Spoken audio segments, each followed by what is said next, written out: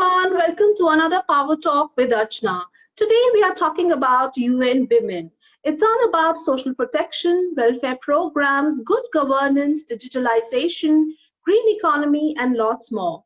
I have with me another progressive and a very promising ambassador from UN Women, Ms. Suhaila Khan. Ms. Suhaila Khan is the country program manager We Empower Asia at UN Women. This program is a collaborative effort between UN Women as the UN Executive Agency for Gender Equality and Empowerment of Women. She brings with her 15 years of experience in handling and resolving issues related to women empowerment, gender equality, social change. Let's give a very warm welcome to Ms. Suhaila Khan.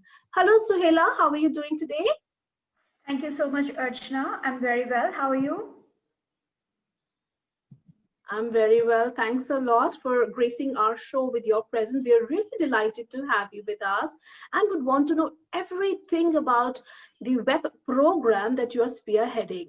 So tell us, we are talking about the 7 principles of women empowerment as adopted by CEOs across the globe to create a platform for women in leadership. Now, we definitely see it as a very comprehensive book for healthy business practices that give any woman entrepreneur a very solid footing in the area of work.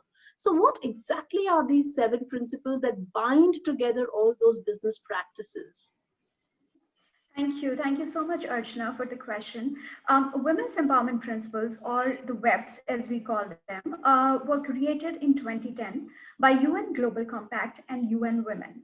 And the idea was to offer guidance to businesses to empower women at the workplace, marketplace, and communities. Now, these were created through an international multi-stakeholder consultation with a lot of representatives from the private sector, academia, and civil society organizations to help to provide a gender lens to enable companies or businesses to review their policies and practices, benchmarks, as well as their reporting initiatives. Now, today, there are over 4,000 companies that have signed women's empowerment principles globally. And in India, 176 CEOs have committed to women's empowerment principles, and the number is growing day by day. So the question is that what does a company get after signing women's empowerment principles, and why it is important for them to sign women's empowerment principles? So women empowerment principles really enable the companies to showcase their commitment at the highest level to promote gender equality and women's empowerment. Also, the fact that they also would be able to deliver on their corporate commitments to promote sustainable development goals. You would have noticed that right now, today, a lot of customers base their decisions to buy products and services from those companies that place high value on transparency, fairness, equitable policies and practices, etc. And therefore, women's empowerment principles bode very well for them.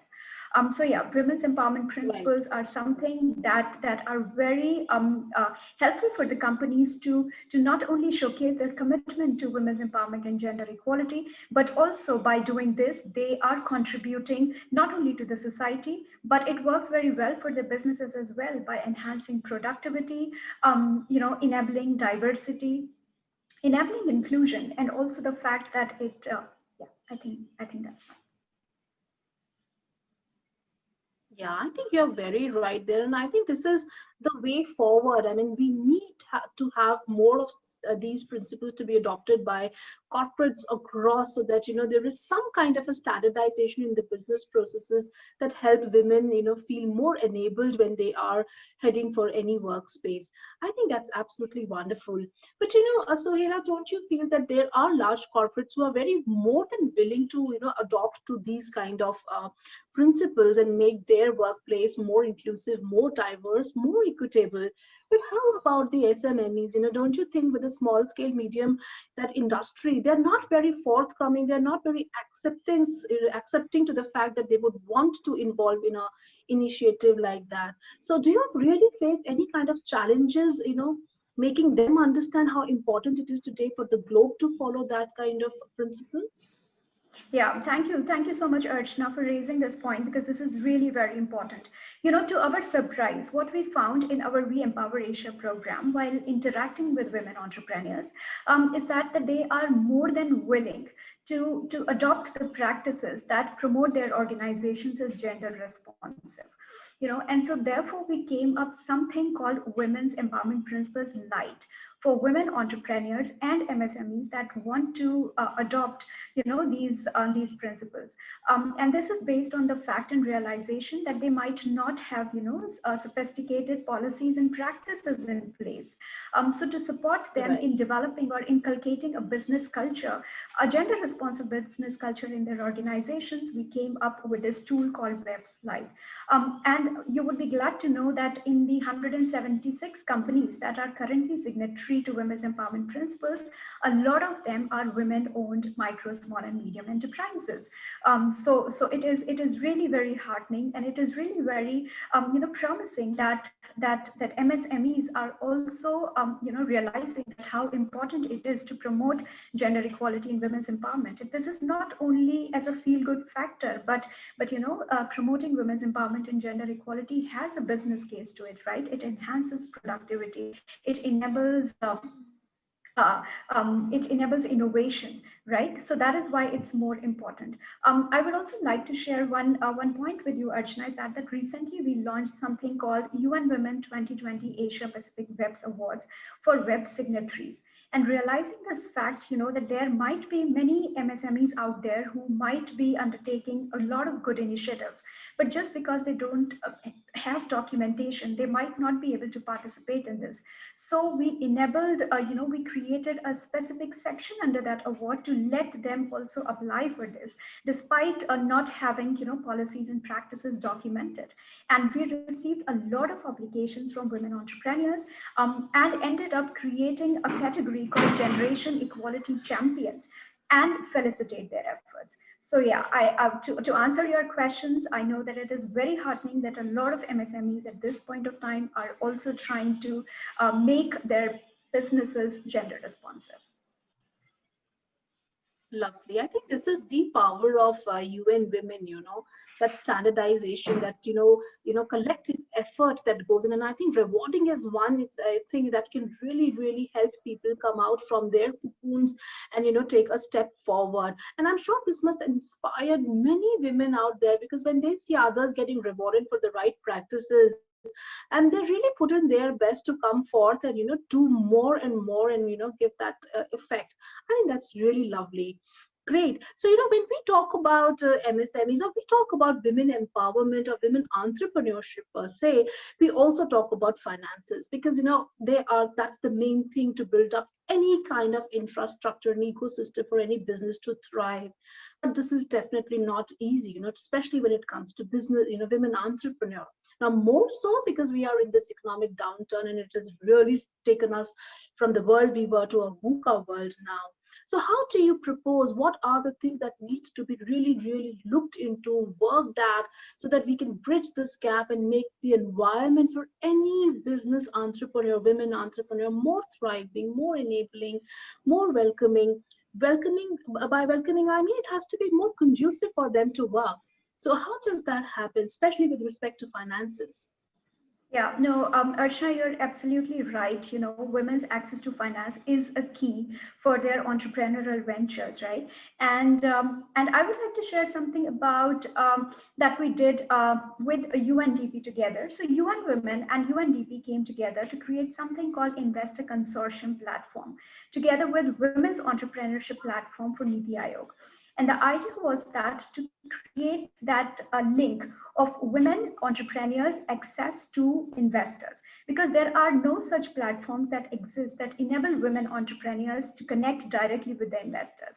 So we launched a call for application and got the applications from the women entrepreneurs around India, and enabled them to develop their capacities in the art of pitching, and actually organized pitching sessions where these women entrepreneurs pitch their business ideas to investors. So that is something which we are doing under We Empower Asia program. But also, Archana, I would like to point out this important fact that, if you look at the investor community, in India, there are only 7% of the senior management people in the investor community are women, as compared to 15% in China and 11% in emerging economies across the world. Now, there is a study that says that there is a positive correlation between the gender diversity in the investing firms and their portfolio companies and their performance. So it is very, very important to make sure that we have greater representation of women in the leadership positions in the private equity and venture capitalist funds. And therefore, we are very working with the investor community to also enable them to adopt women's empowerment principles, through which they can really look at their policies and practices and try to address the challenges that limit women's participation in the senior positions at these companies. Yeah, but now also the fact that you have talked about this current situation, right, which we all know that, the pandemic has really hit our economy very hard. And we recently conducted a study with over 110 women entrepreneurs from micro, small, and medium enterprises. And we got to know that over 70% of them cannot access the finance, which is provided to them under the Government of India's economic stimulus package under Atmanirbhar Bharat, because they do not have prior history of credit. And this is like an important point, because if they do not have prior history of credit, they cannot access the finance, which is the need of the hour. So really, we need to work with the government together to identify these gender-specific challenges that women face and come out with solutions to address the constraints. Yeah, I think very, very right there. Suhaila, I think you're very right. That's very, very important to understand, because if we cannot have, one size fits all. There are different requirements of different entrepreneurs, like you very rightly said, no credit history, so no financial support. I think that really doesn't work, because there are not going to be one, but many women with that kind of, scenario. So no, I think you're quite right, and you're very rightly said it's very important to have the right pitch, that art to create a right pitch, to have the right investor in your pocket. Because if you don't pitch very well, you don't know how to put forth your idea in front of the investor, you just lose the game. So I think, yes, I think a lot has been done definitely in that area, and I'm really impressed to know about all this, and for women to know that there are provisions made in collaboration with Niti Aayog, what UN Women has taken up. I think many women are going to approach you to get that kind of knowledge from you and support. Right, Suhaila, very well said. So, Suhaila, you know what? I have come across many women entrepreneurs, and I have faced the problem where they, speak out their heart out, telling us that, there is gender biasness, and, people don't really take them very seriously because they're women entrepreneurs. Now, their soft demure is taken as, whether she will be able to handle the world. Whereas when a man is bossy, or when a man is out straight, he's taken as a decision maker. So how do you really propose to handle this kind of a situation and empower women to take that first step without any kind of fear in their mind? Yeah, thank you. Thank you so much, Archana, for your question. And I think you have hit the right chord. Women face a lot of gender bias. They are judged differently for the same traits if demonstrated by men. For example, as you rightly pointed out, if man takes, any decisions, or if he demonstrates confidence in taking any decision, he's termed as a leader.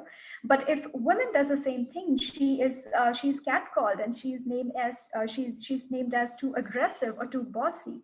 So what happens is that women a lot of time ended up investing their energy and also the efforts to try to navigate through these issues and challenges.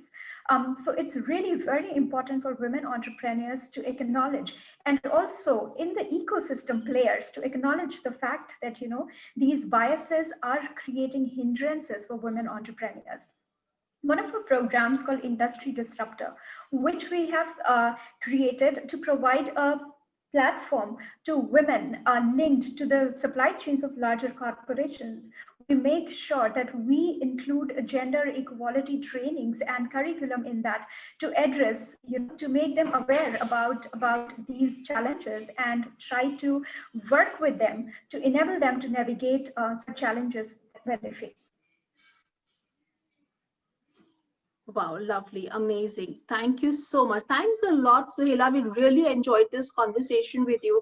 And I'm sure Pleasure, women Rachna. entrepreneurs who are listening to this dialogue will definitely benefit and will approach you to mentor them, guide them, and take them and help them in their entrepreneurial journey. Thank you so much, Sohila. Thanks a lot for gracing my show. I wish you all the best and more power to you for the wonderful you are doing in collaboration with UN Women. Thank you so much. My pleasure, Archana.